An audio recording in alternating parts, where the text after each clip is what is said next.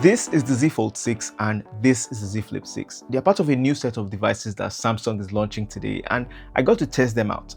In this video, we'll be focusing on these devices and talk about some interesting AI features that are coming with them. This will be a pretty straightforward video, so without further ado, let's talk about them.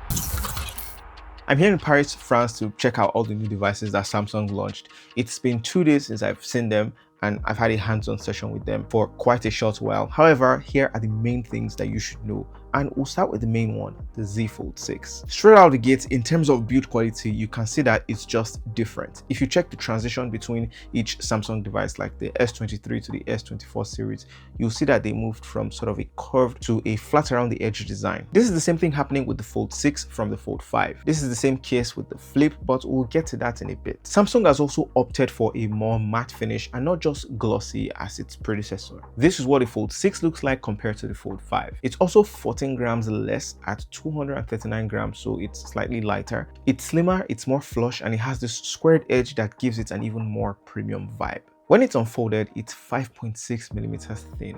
It just looks different, and the width is wider from 67 to 68 millimeters, so not so much. I was shown two things when I was testing out these phones. Let's talk about the AI on the Fold 6. The first one is sketching to generate an image. Okay, you know how AI features are nice, but they seem to be a bit far out of reach. Well, not in this case.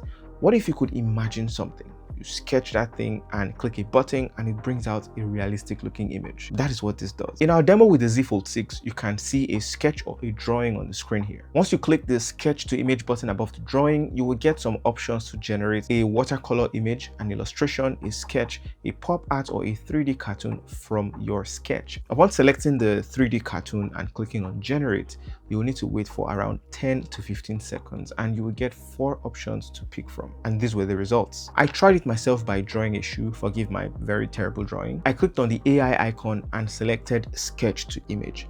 These were the results I got, and I must say that they just look dope. I basically went from my sketch to an AI generated image that could be useful, and it got even the details at the back of the shoe, the little strap that I put there. If you're imagining something but you want to see sort of a live version of it, or at least a mock-up version of it, this is probably what you need. There's also AI generation in photos, and it's kind of interesting. So in this photo, there's a lady, and you can simply click to sketch what you'd like to imagine. You can draw a crown over her head with a sapphire crystal on it, and upon generation, you get these almost lifelike crowns with the correct shadows and the correct highlights. I think it really makes sense. I think it makes sense. I tried drawing a seashell, and upon generating the image, it gave me some options. But what do you guys think of both these, sketch to generate features? One for drawing and one for drawing on an image. What do you guys think? Let me know in the comments. I'm really curious. The other feature I experienced was the live interpreter feature. It has 2 modes, a listening mode where it hears something and automatically translates it and writes it down. We're thrilled to offer a solution by providing real-time voice translation.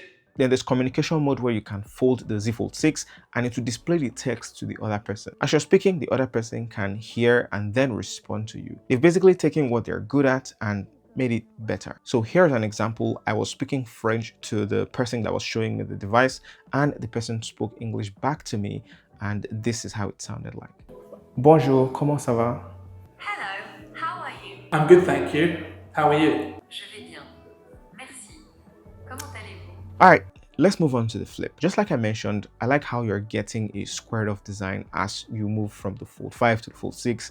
It's the same thing where you're moving from the Flip 5 to the Flip 6. You get that squared edge treatment, and this is basically what happened with the S24 series as well, coming from the S23, and I think the A series devices are getting the same treatment. In my opinion, I think the squared off design comes off a little bit elegant, and the build quality seems solid. It's sharp around the edges. I think it's something that people might really like, or they may not like because of the way it might dig into your palm. But trust me, with that matte finish, it just looks solid. This time around with the Flip 6, we're seeing an interesting selection of colors. I really also like how they look too. Again, that matte finish opposed to the glossy finish on the Flip 5 makes it look premium. It's more flat, and I won't go into the specs as much because I'd like to play with the phone again when I get back to Nigeria. Samsung has gone ahead to improve the battery life of the Z Flip 6. We now have a 4000 mAh battery on the Z Flip 6, same as the S24. And when you compare the Z Flip 6 to the Z Flip 5, the Z Flip 5 had a 3700 mAh battery. This has 4000. So that is not a bad upgrade at all. One of the main standout features of the Z Flip 6 is something called auto zoom. So you've got two cameras on the back of the Z Flip 6, a 50 megapixel wide camera and a 12 megapixel ultra wide camera, which is nice. But what they added is this feature that automatically zooms and reframes the image to fit the number of people in the frame. This is how it looks like with one person in it, and this is how it looks like with two people in it. If you're enjoying this video so far, please don't forget to hit that like button, and of course, don't forget to hit the subscribe button for our more in-depth videos on these phones. So those are the two flagship phones that Samsung is releasing for the second half of 2024. But trust Samsung, they had to do something quite interesting with their, the rest of the accessories. And now let's talk about the headphones. This is the Buds 3 Pro. I actually have one right here with me that I've been testing. It's definitely this solid looking headphone that has a silver edgy vibe to it. For the second half of this year, I can tell that Samsung is really leaning into this sharper corner design. So what can this do? Of course, there's better sound quality for music and call quality. It's slightly louder and cleaner too. Samsung says they've trained this board with an X735 training database. So what this means is that they've learned loads of environments and they've used that to assist with the noise cancellation, AI sound optimization. So it isolates your voice, and if you're in a phone call, for instance, and there's noise in the background, if it's familiar to the database, it will tone down the noise and make your voice more prominent on that phone call, and the person that is speaking to you, they will only hear your voice and not the noise in the background. So I think that makes sense. Do you remember the interpreter feature we talked about for the Fold 6? Well, you have the same on these buds. If you pair your phone with the buds and you're speaking to somebody that is speaking French to you, the interpreter will change to English and it will play in your buds as the person speaking English. I'll be testing out this Buds 3 Pro more, and of course, if there's anything you'd like to know, please feel free to drop it in the comments below. The next thing they did actually looks interesting. Let's talk about the watch. Samsung is launching a Galaxy Watch Ultra line, and they definitely look striking.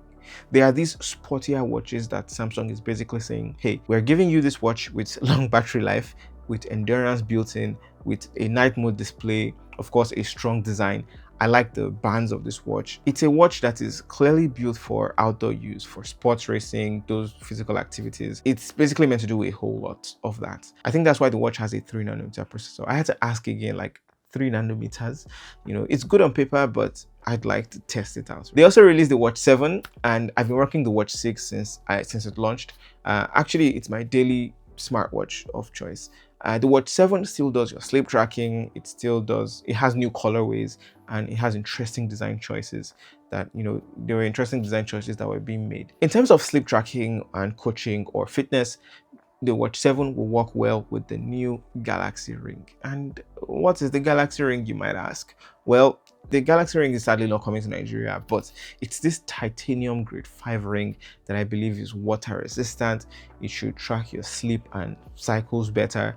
It should also do heart rate monitoring better. Plus, it's really light, and Samsung says it should have around 7 days of battery life. I think I want that one. In addition to things that are not coming to Nigeria, I saw some Galaxy Book laptops that looked thin and sleek. But sadly, I didn't have much time because other people needed to come in and we needed to leave the place. Anyway, that's pretty much it from me. Please let me know if there's any question at all that you have on any of these devices.